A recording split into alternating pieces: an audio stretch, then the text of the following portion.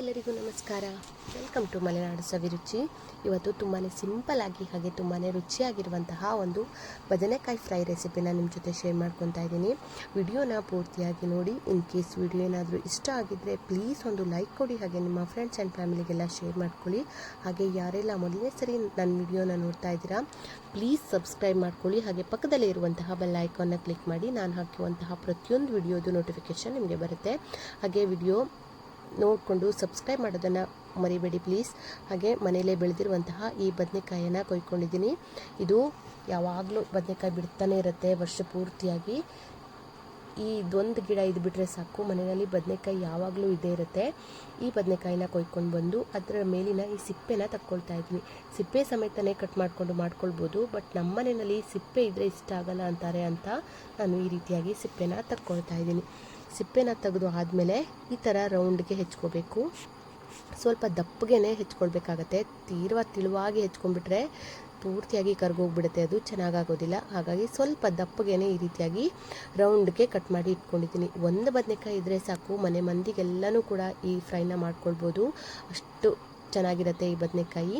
ಈ ರೀತಿ ಕಟ್ ಮಾಡ್ಕೊಂಡಾದಮೇಲೆ ಇದಕ್ಕೆ ರುಚಿಗೆ ಎಷ್ಟು ಬೇಕು ಅಂತ ನೋಡಿಕೊಂಡು ಖಾರದ ಪುಡಿನ ಹಾಕ್ಕೊಂಡಿದ್ದೀನಿ. ಖಾರ ಎಲ್ಲ ಎಷ್ಟು ತಿಂತೀರಾ ಅಂತ ನೋಡಿಕೊಂಡು ಖಾರದ ಪುಡಿನ ಹಾಕಿ, ರುಚಿಗೆ ತಕ್ಕಷ್ಟು ಉಪ್ಪನ್ನು ಹಾಕಿ, ಹಾಗೆ 1 ಟೀ ಸ್ಪೂನ್ ಜೀರಿಗೆ ಪುಡಿ, 1 ಟೀ ಸ್ಪೂನ್ ಧನಿಯಾ ಪುಡಿ, ಹಾಗೆ ಅರ್ಧ ಟೀ ಸ್ಪೂನ್ ಗರಂ ಮಸಾಲ, ಹಾಗೆ 1.5 ಟೀ ಸ್ಪೂನ್ ಆಗುವಷ್ಟು ಶುಂಠಿ ಬೆಳ್ಳುಳ್ಳಿ ಪೇಸ್ಟು, ಇವಿಷ್ಟನ್ನು ಹಾಕಿ ಸ್ವಲ್ಪನೇ ನೀರು ಹಾಕಿ ಇದನ್ನ ಕಲಿಸ್ಕೊಳ್ಬೇಕು. ತುಂಬ ಜಾಸ್ತಿ ನೀರು ಹಾಕಬಾರ್ದು, 1 ರಿಂದ 2 ಸ್ಪೂನ್ ಆಗುವಷ್ಟು ನೀರು ಹಾಕ್ಕೊಂಡ್ರೆ ಸಾಕಾಗುತ್ತೆ.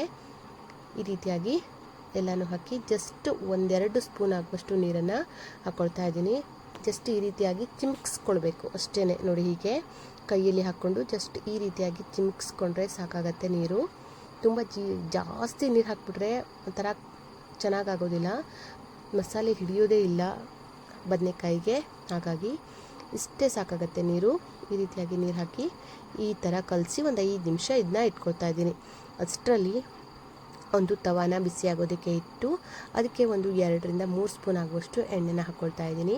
ಈ ಫ್ರೈ ಮಾಡ್ಕೊಳ್ಳೋದಕ್ಕೆ ಎಣ್ಣೆ ಸ್ವಲ್ಪ ಕಡಿಮೆನೇ ಸಾಕಾಗುತ್ತೆ, ಅಂದರೆ ಬದನೆಕಾಯಿ ಬೇಗ ಬೆಂದುಬಿಡುತ್ತಲ್ವ, ಹಾಗಾಗಿ ಎಣ್ಣೆ ಜಾಸ್ತಿ ಬೇಕು ಅಂತೇನಿಲ್ಲ. ಸ್ವಲ್ಪ ಕಡಿಮೆ ಎಣ್ಣೆಯಲ್ಲಿ ಇದನ್ನ ಮಾಡ್ಕೊಳ್ಬೋದು, ತುಂಬ ಅಂದರೆ ತುಂಬ ಸಖತ್ ಟೇಸ್ಟ್ ಆಗಿರುತ್ತೆ.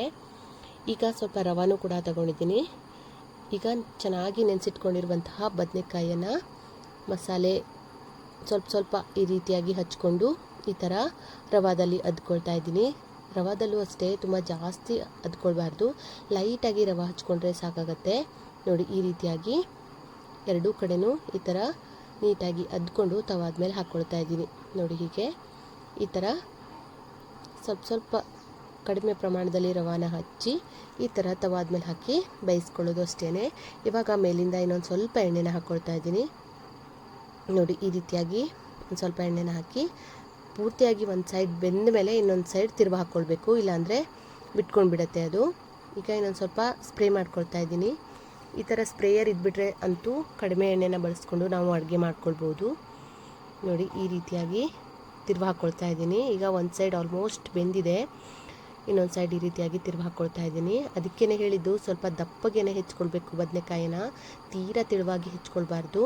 ಈ ಥರ ಮಳೆಯೆಲ್ಲ ಬರ್ತಿರ್ಬೇಕಾದ್ರೆ ಅಂತೂ ಈ ಥರ ಫ್ರೈ ಇದ್ಬಿಟ್ರೆ ಊಟ ಚೆನ್ನಾಗಿ ಹೋಗುತ್ತೆ. ಏನೇ ರಸಮ್ ಮಾಡಿಕೊಂಡ್ರು ಅಥವಾ ಗೊಜ್ಜು ತಂಬಳಿ ಏನು ಮಾಡಿಕೊಂಡ್ರು ಕೂಡ ಸಾಕು, ಈ ಥರ ಒಂದು ಫ್ರೈ ಇದ್ಬಿಟ್ರೆ ಊಟ ತುಂಬ ಚೆನ್ನಾಗಿ ಹೋಗುತ್ತೆ ಮಳೆಗಾಲದಲ್ಲಿ. ನೋಡಿ, ಈಗ ಜಸ್ಟ್ ಒಂದು 10 ನಿಮಿಷ ಆಯಿತು ಅಷ್ಟೇ, ಎಷ್ಟು ಬೇಗ ಬೆಂದಿದೆ ಅಂತ. ಈ ರೀತಿ ಒತ್ತಿ ನೋಡಿದ್ರೆ ಗೊತ್ತಾಗುತ್ತೆ ಎಷ್ಟು ಚೆನ್ನಾಗಿ ಬೆಂದಿದೆ ಅಂತ. ಬದನೆಕಾಯಿ ತುಂಬಾ ಚೆನ್ನಾಗಿ ಬೆಂದಿದೆ. ಈ ರೀತಿಯಾಗಿ ಒಮ್ಮೆ ಬದನೆಕಾಯಿ ಫ್ರೈನ ಟ್ರೈ ಮಾಡಿ ಹೇಗೆ ಬಂತು ಅಂತ ನನಗೆ ಕಮೆಂಟ್ ಮಾಡಿ ತಿಳಿಸಿ. ಹಾಗೆ ಈ ವಿಡಿಯೋ ನಿಮಗೆ ಇಷ್ಟ ಆಗಿದ್ದರೆ ಪ್ಲೀಸ್ ಒಂದು ಲೈಕ್ ಕೊಡಿ, ಹಾಗೆ ನಿಮ್ಮ ಫ್ರೆಂಡ್ಸ್ ಆ್ಯಂಡ್ ಫ್ಯಾಮಿಲಿಗೆಲ್ಲ ಶೇರ್ ಮಾಡ್ಕೊಳ್ಳಿ. Thank you.